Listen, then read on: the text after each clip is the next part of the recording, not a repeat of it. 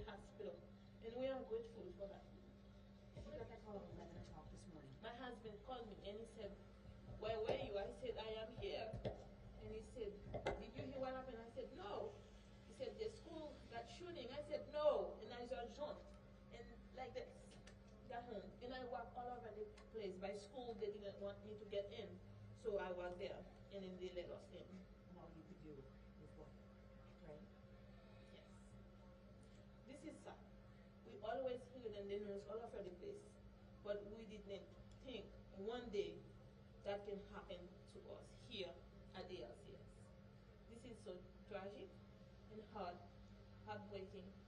And I don't know what to say because we always send prayers. We always send thoughts. And then when are we going to stop doing that? This is not okay. If your kids are at school, they are not okay. If they are at church, they are not okay. If they are outside, elsewhere, they are not okay. Well, where are they going to be safe? What's your name again? Can you spell it for me? Mireille. Mireille. And I'm sorry, I don't think I spell it right. That's okay, say it again. Mireille.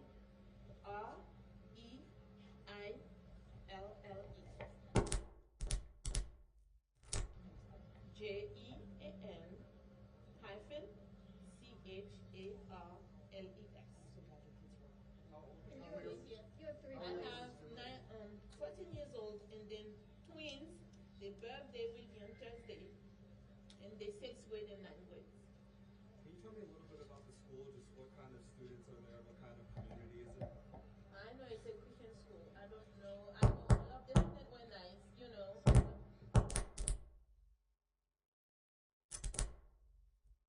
This was so good. So, it's shy. Praise God.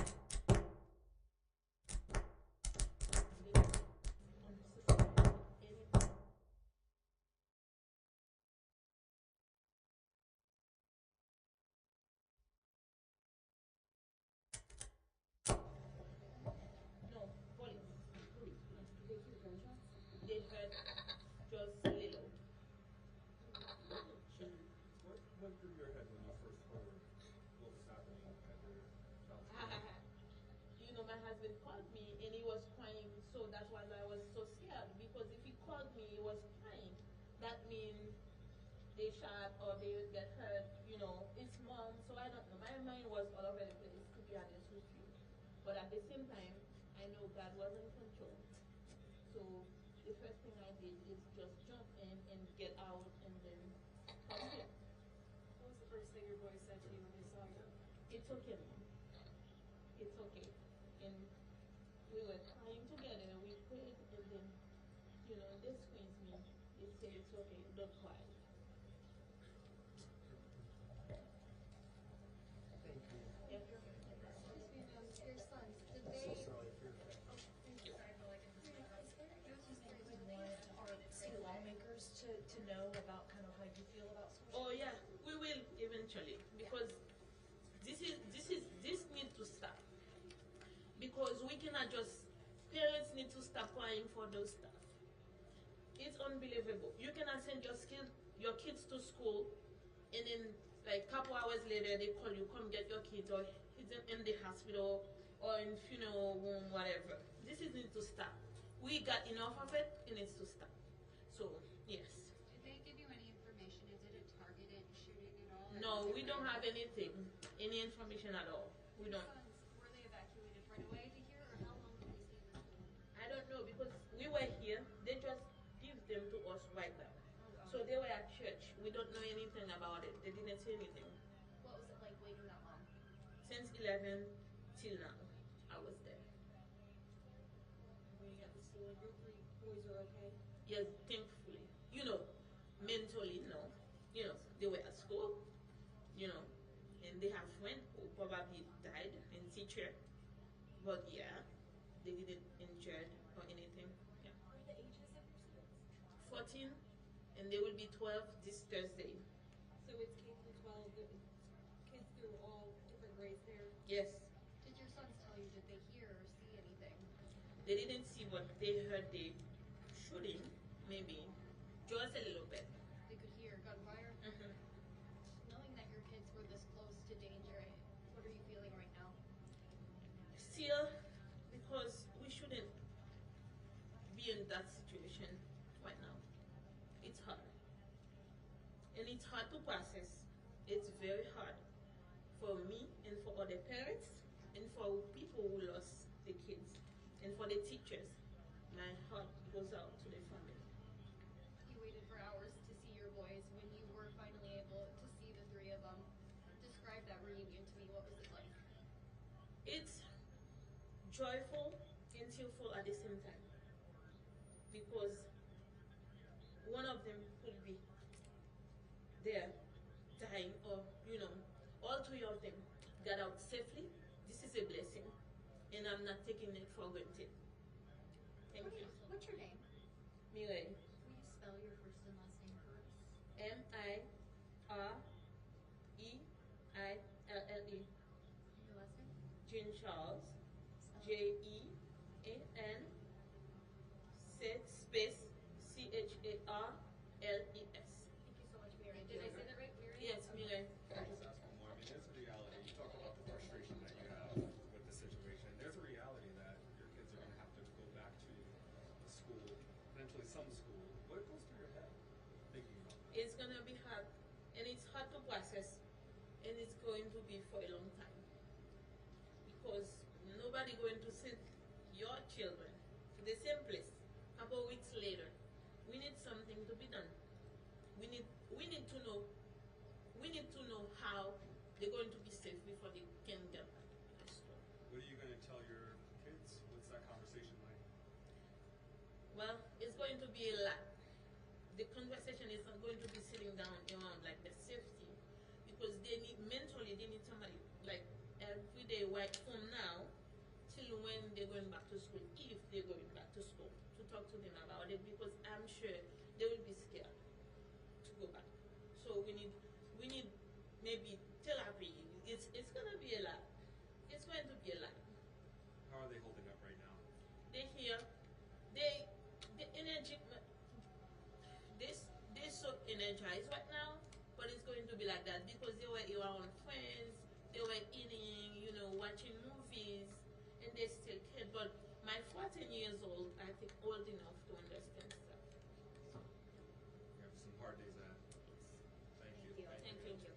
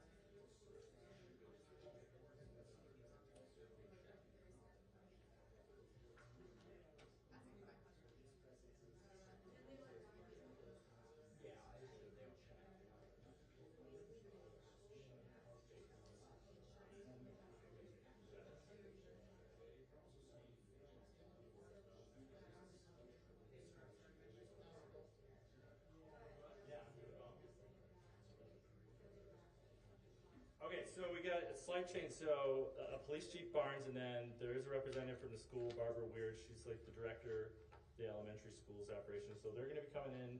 Chief Carbon will also be here, the fire chief, to answer questions. I'm going to go down the list. So we're going to get everybody, but just like when I say your name, just say your question and we'll make sure to answer it, okay?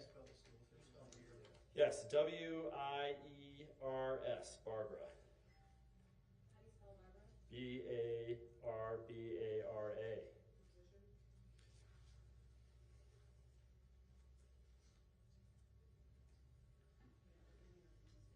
She's the Director of Elementary and School Relations.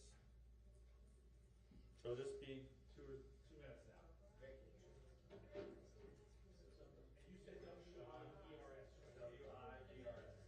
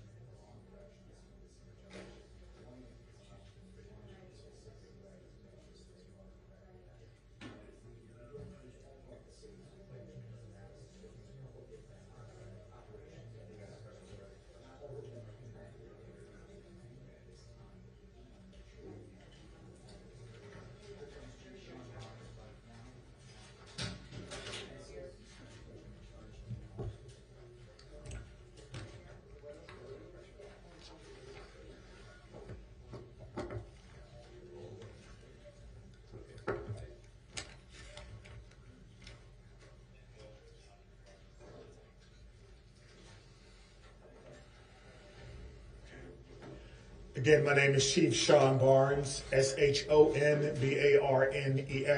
with our third update of the day regarding our school shooting here in Madison, Wisconsin. Here are the latest updates.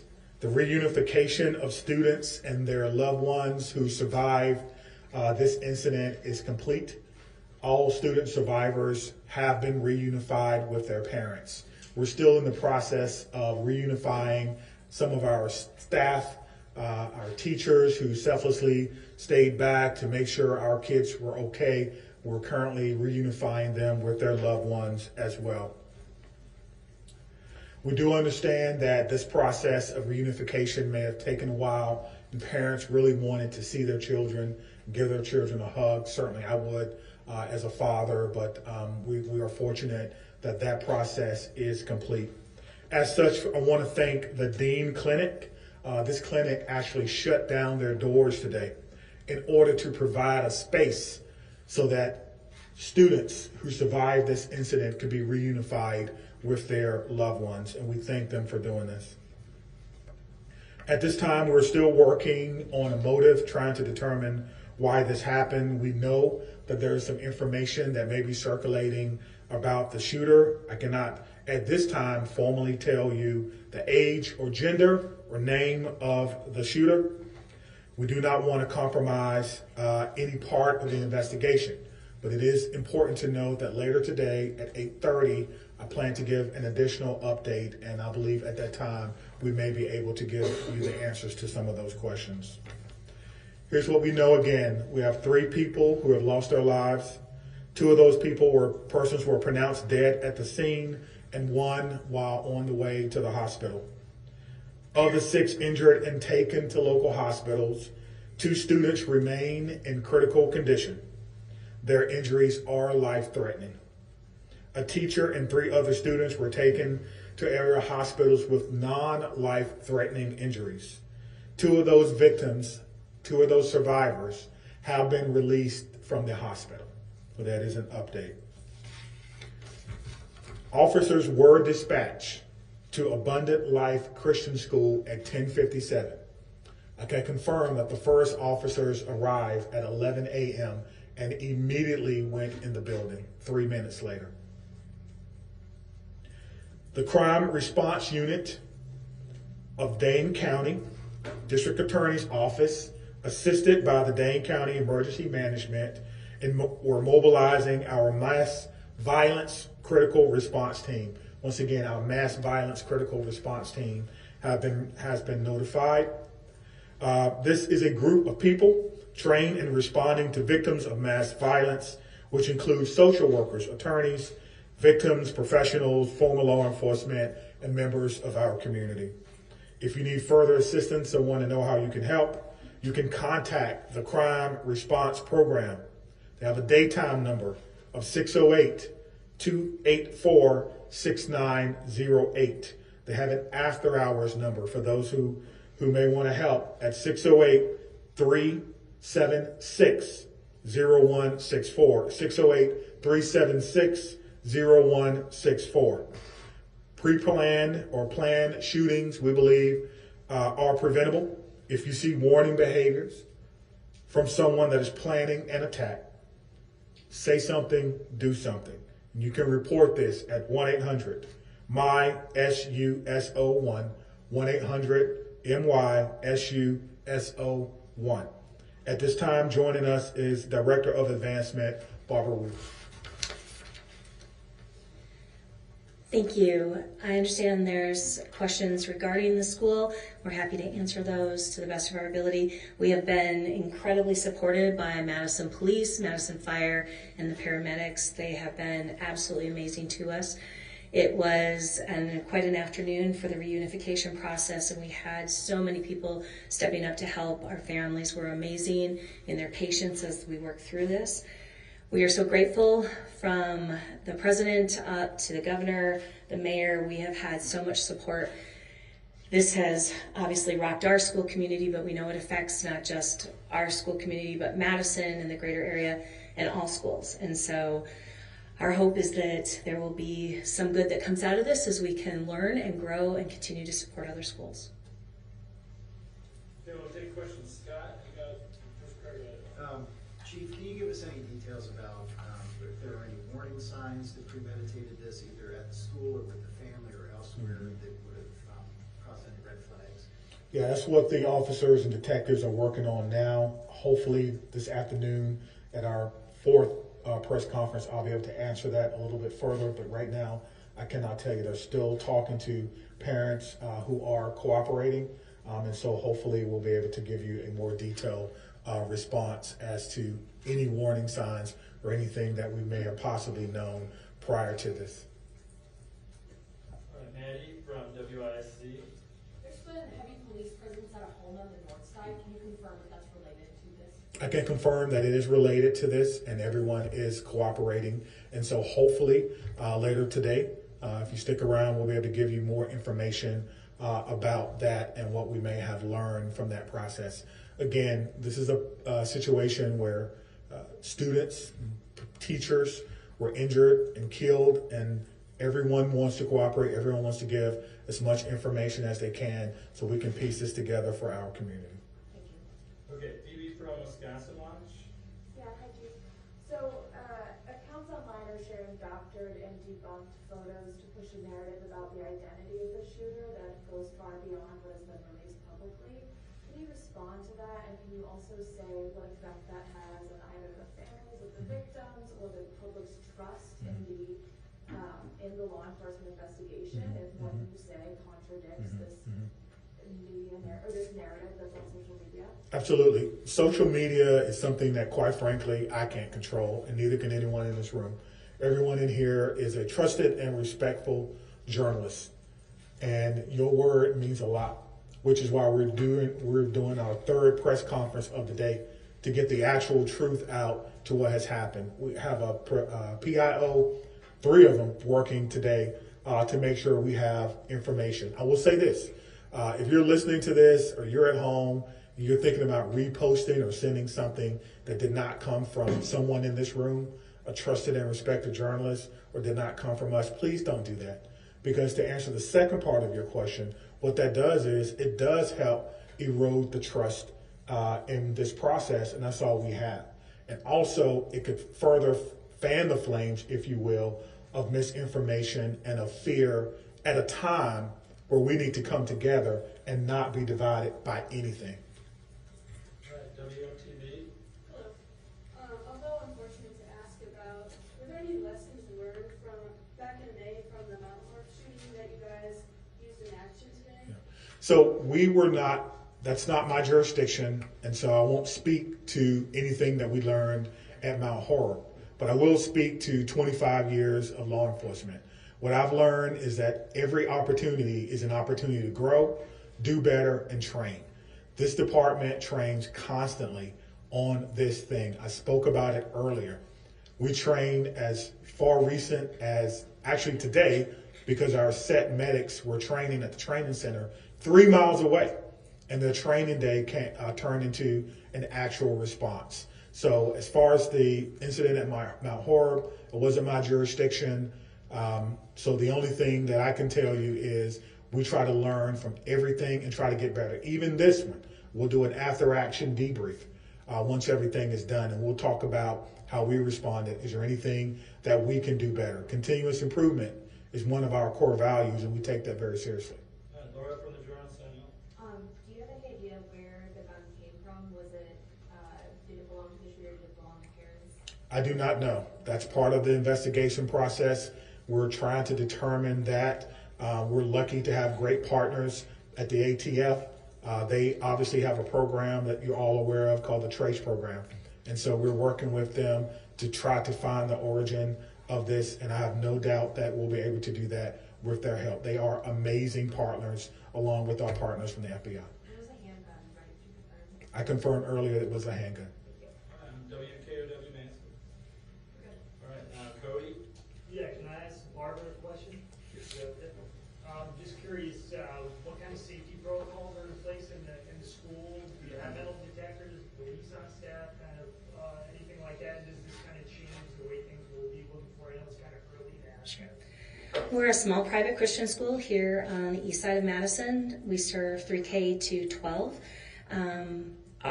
We have had an amazing partnership with the DOJ and the Office of Schools Safety, because they have done trainings, they've provided school safety grants, and we have participated in both of those school safety grants to harden our school, if you can use that language. We do not have metal detectors, but we do have a number of security protocols in place. We have always been told not to share our security protocols with publicly, because then those who might want to do harm will know your security protocols. But the students are aware that there are cameras in the building, and we do monitor those regularly in the offices so that we know what is happening in the hallways. We also have other safety measures throughout the building, but as to a metal detector, no, we do not have. We do abide by the policy of visual scans every morning as students come into the building, so every student is visually scanned before they go into up to their locker spaces or into their classrooms. How many students are there? 420, 3K to 12. Lucas from the State Journal. What part of the school did the shooting happen in? Say again. I said, what part of the school did the shooting happen in? It happened near the, so the school is obviously segregated into sections. I'm told that it happened at a period of time when the transition was complete. Students were where they were supposed to be, near classrooms in the hallway. I did not, again, go into the schools, so I don't know the exact nomenclature of where it happened, but it happened in the learning part of the school. So once... Speak to that, maybe the specifics of the layout of the school. Yeah, because we're still investigating, we'll just leave it at that. Thanks. All right, Sarah from WPR. You mentioned that the school has a partnership with the Office of School Safety with the Wisconsin Attorney General's office. Did police have access to blueprints of the school as a result of that partnership, and how did that, if so, inform the police response? We do have we have that all uploaded. I don't know what the police did. I can't speak to that. You want to? So, Okay. I can speak to the blueprints and the maps. We do have those uploaded as part of our reporting to the Department of Justice and the Office of School Safety. How they were used, I don't know. I do know that the police were going through and they were working with staff to secure the different areas, and that they did have maps. So whether those are the blueprint maps or what they were using, that I can't speak to, but I do know that they did have maps. Just to clarify, when you said visual scans, is that sort of like looking the student up and down, or is that going through a scanner device? It's a visual scan where we look at the student to see if there's anything unique or unusual in them. All right, Ken from WKET. Sure. If I could get Barbara back real quick, I'm so sorry. I don't know if you've had a ton of conversations with parents or staff members today, but what is the prevailing thought or message that they wanted to impart to you in administration? Sure. I've had the opportunity to speak to the parents at the reunification site a couple of different times. The families that I did speak to mostly were, as you would expect at Abundant Life, they were supportive, they were amazingly patient and kind. They were offering repeatedly, we're praying for you, we're praying for our family, because at ALCS we call ourselves the Challenger family. We see ourselves as a family, not just a community. And whether their child was affected by this or not, they were affected by it, because what affects one part of the body affects all, as we know the Bible says. And so we hold that dear.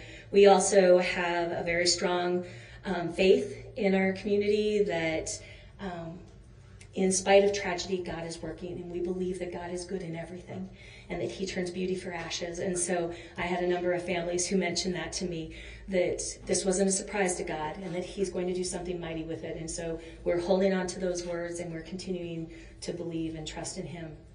He is our foundation at Abundant Life Christian School. We exist to bring and to build disciples of Jesus Christ, and so we have complete faith that he will carry us through this. All right, anything up and get down? I have another question for Barbara. Sorry to bring it back. Yep, that's fine. So what details can you share about what students are learning when shooting started, the environment, what their morning was like? So some of this is part of the investigation, so I think there's limited things that I can say at this time. Once the investigation is complete, obviously there will be more that will be shared. We certainly don't want to say anything that would impede MPD. That would be critical, so I will actually step aside and let the Chief Barnes speak to that because he is the lead for that. Yeah, I don't have anything to add. We're certainly working to get as much information as you can. We'll do another, a fourth, I think, press conference today, later on today, I think at 8:30. And so hopefully we will have a little more information for you. Okay, Davey with PBS Wisconsin. Chief Barnes, were there other search warrants executed today in addition to the house on the west side? I'm not aware of any. All right, Carl from NBC 26. Yeah, I have a question for Barbara. Was the shooter at school at the beginning of the day, or was there a forcible entry later in the day? We believe that. I believe that's a you question. Yeah, we believe that the shooter was at school. We have no information that there was some type of breach to the school. Okay, Jenna from WMTV. TJ Ford? Yep, sorry. Okay, that's okay. Question for you, Barbara, so you don't mind.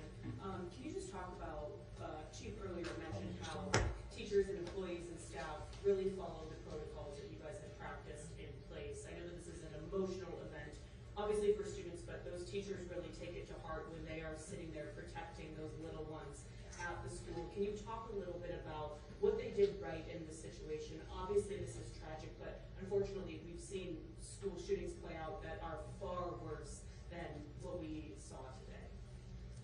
Yeah. So it's timely that just prior to the start of the school year, we had a retraining. We train on this. We do lockdown drills. We do evacuation drills as part of our standard drill protocols. Our students are versed in that. Our faculty are well versed in that. The training that we did with MPD at the very beginning of the year, prior to the students returning to campus, had some new updates, and so we had looked at some of those things. So I think everything was very fresh for our faculty.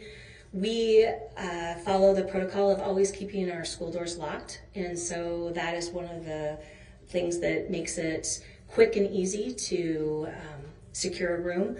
I was actually teaching at the time, and so following those protocols as a teacher would do, we take care of making sure the door is secure, we shut the door down, we get the students to a safe part of the room, and we prepare. The students handled themselves magnificently. I cannot tell you how well our students did in that process. They were clearly scared when they realized, when we practice, we always say, this is a drill, it is just a drill. When they heard lockdown, and nothing else, they knew it was real. But they handled themselves brilliantly. And our faculty, kudos to them for following the protocols, keeping their students safe, doing what we have been trained to do. And so much credit of that goes to the Department of Justice and the Office of School Safety. We have been through a number of trainings by them, and we follow their standards. And while we had never hoped to actually employ them, today they helped keep students safe. We have additional comments. I'm Trish Kilpin, the Director of the Office of School Safety at Wisconsin DOJ, and I just would like to reiterate something Chief Barnes had mentioned earlier, and that is that targeted violence is preventable. That when somebody conducts a school shooting, they don't simply snap. They don't just decide one day to engage in this egregious behavior.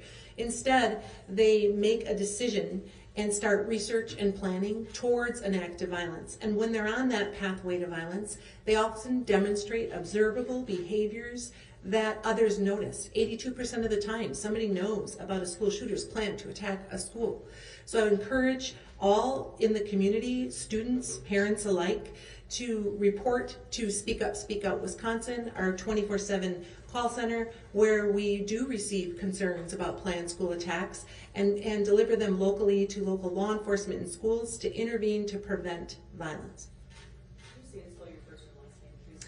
Trish Kilpin, TRISHKILPIN, Director, Wisconsin DOJ, Office of School Safety. All right, Sally from WRT. Yeah, this first question is for Director Weir.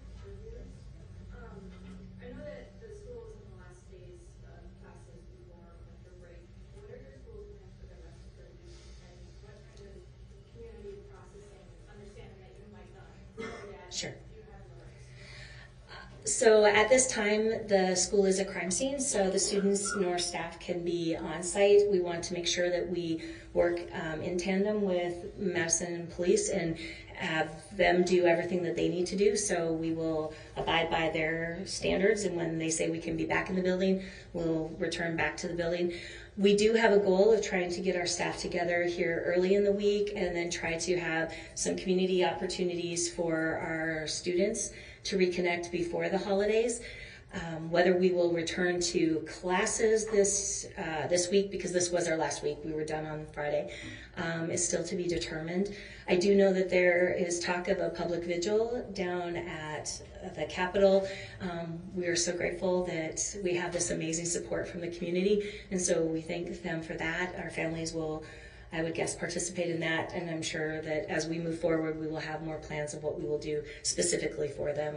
Our focus today was the reunification of getting kids to their families. All right, we don't have too many more. Whitney from CNN. Through the parents' cooperation, and I know you're reluctant to talk about what those funds are showing us, but have they given you any indication that they know perhaps what the motive is? They're still in interview. So we don't know what they're telling our detectives. I can only tell you that because they're still in interviews, because they're still talking, we are getting cooperation from them. As to the specifics of what they're saying, we don't know that. One of the things that we try to do, that we've learned doing interviews with people who are cooperative, is not to interrupt. And so I would not want to interrupt the interview just to give information. We'll come back a little later. If we can have more information, we'll do that. Thank you. Rob, Fox 9. Adam from CBS Milwaukee. Good, Chief, right in front here. What can you tell us about whether these victims were targeted at all, and are there cameras inside the school? Yeah, I think whether they were targeted or not would speak to motivation, and we don't know that answer just yet. But I do believe the director stated that there were cameras inside the building, public space cameras. Dane, go ahead. How many shots roughly were fired? No, we did not know that. That will be a part of the forensic investigation. Our crime scene investigators will be going through that, and we have also have been offered help from the FBI if we needed additional help to actually process the scene as well. But right now, that's a question that we really cannot answer. Okay, Nick from WISN. Is anyone in custody, and is there any reason to think that there was anybody else involved? There is not, no. Brett from Fox 6. Were there any other weapons or any notes left behind? Not that I'm prepared to share now. Bob from ABC News. Good.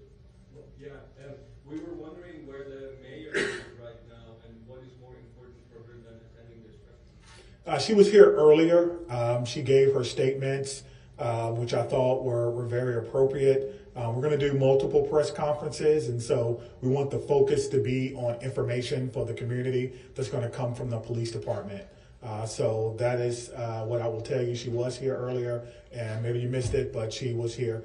I also want to say that I do not know that. I do not know that, but I do know she was here when we had our main press conference. Additionally, we have been receiving a lot of calls. I was on the phone with the Attorney General, Merrick Garland. I know we did receive a call from the President and his office and several others from around the state, including the governor. And so we thank them for their interest in that. Okay, Mills from News Nation. This is for Barbara. Do you guys have a school resource officer? And then also, too, is the school 1 level, 2 level? When you walk in, what's that look like? Sure. Yeah, 2 levels. Sure. So we do not have a school resource officer. Again, as a small school, that is outside of our possibilities right now. We are a 2-level school, so there's 2 tiers to us. We are shaped as a giant L. We have a main entrance through that is secured during the school day. So anyone coming in after school hour, when school starts at 8:05, would need to buzz in and be let in. All right, I'll let Chief Barnes close this out, and we'll be back at 8:30. So again, I want to thank everyone for being here, Chief, everyone for all the support. This has been really a day of collaboration, a day of preparation, a day in the making that we hoped would not happen.